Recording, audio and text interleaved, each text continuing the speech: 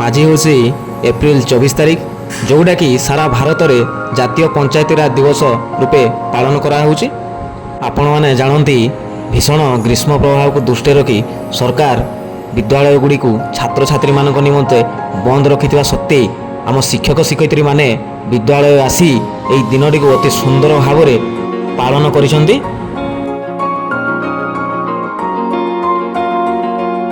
आपण जानती ग्रामर विकास अर्थात देशर विकास, तेणु ग्रामांचलर विकास पाई सरकार यही 3 स्तरीय व्यवस्था प्रत्येक राज्य रे लागू करिसेंती, जहाँ द्वारा आम ग्रामांचल विकास अति सहजरे हो पारिबो एवं भारत भली एक विशाल गणतंत्र राष्ट्र शासन व्यवस्था को विकेंद्रीकरण करा जाई स्वायत्त शासनर व्यवस्था करा जाइछि।